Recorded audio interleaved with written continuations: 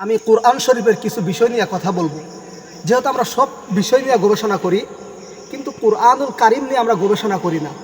প্রিয় বন্ধুগণ, আল্লাহর কালাম, আল্লাহ তাআলা 30 পারা কোরআন নাজিল করেছেন। এটা নিয়ে আপনার আমার গবেষণা করতে হবে।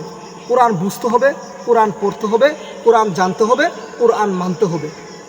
আসুন, এই কোরআনে আল্লাহ রাব্বুল আলামিন এমন কোনো বিষয় নাই যে আল্লাহ তাআলা কোরআনের মধ্যে তুলে ধরেন নাই।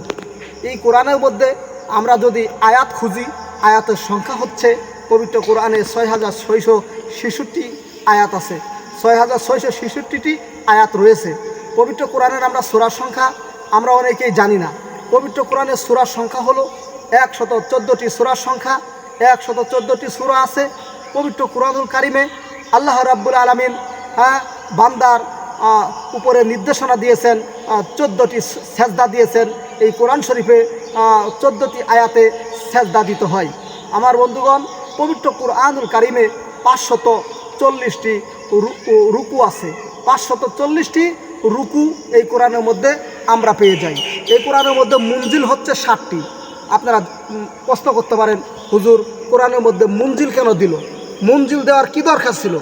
আমার বন্ধুগণ, কোরআনের মধ্যে মঞ্জিল এই জন্যই দিয়েছেন যাতে এই 60টি মঞ্জিল দিয়ে যদি আমরা কোরআন শরীফকে 60টা বিভাগে বিভক্ত করে আমরা যদি কোরআনুল কারিম পড়ি, তাহলে এই কোরআনুল কারিম আমাদের অল্প সময়ে খতম করা সহজ হয়ে যাবে। পুরা 7 দিনে আমরা খতম করতে পারবো। যেমনিভাবে প্রথম মঞ্জিলটা, যে 1 নম্বর যে মঞ্জিল, এই 1 নম্বর মঞ্জিলের ভিতরে আপনার আছে সূরা ফাতিহা, সূরা বাকারা, সূরা আলে ইমরান, সূরা নিসা।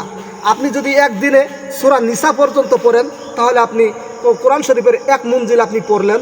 দ্বিতীয় মঞ্জিল হচ্ছে সূরা মাইদা থেকে নিয়ে সূরা তওবা পর্যন্ত। এটা আপনি দ্বিতীয় দিন পাঠ করবেন।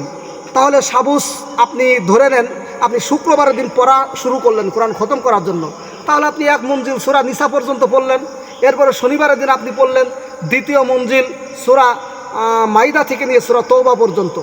এবার তৃতীয় মঞ্জিল, অর্থাৎ আপনি যদি রবিবারের দিন কোরআন শরীফ পড়েন, তাহলে আপনি তৃতীয় মঞ্জিল থেকে শুরু করবেন সূরা ইউনুস থেকে নিয়ে সূরা নাহল পর্যন্ত।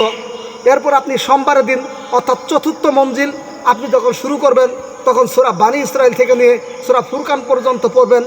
এরপরে পঞ্চম মঞ্জিল আপনি যদি মঙ্গলবারে শুরু করেন, তাহলে আপনি পঞ্চম মঞ্জিল থেকে শুরু করবেন সূরা শুআরা থেকে নিয়ে সূরা ইয়াসিন পর্যন্ত। এরপর আপনি বৃহস্পতিবার আপনি যদি কোরআন শরীফ পড়েন, অর্থাৎ মানে বৃহস্পতিবারের দিন তো আপনার খতম হবে। আপনি যদি বুধবারের দিন পড়েন, তাহলে আপনি কোরআন শরীফের সূরা ইয়াসিন সফাত থেকে নিয়ে আপনি সূরা হুজরাত পর্যন্ত আপনি পড়বেন। তাহলে আপনি কোরআন শরীফের 6ষ্ঠ মঞ্জিল পর্যন্ত আপনি পড়লেন।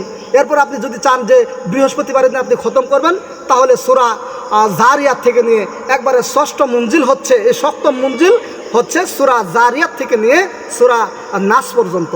এভাবে আপনি শুক্রবারের দিন যদি কোরআন শরীফ পড়া শুরু করেন, এভাবে 7টা মঞ্জিল আকারে যদি আপনি বিভক্ত করে পড়া শুরু করেন, তাহলে ইনশাল্লাহ 7 দিনে কোরআন খতম করা সম্ভব।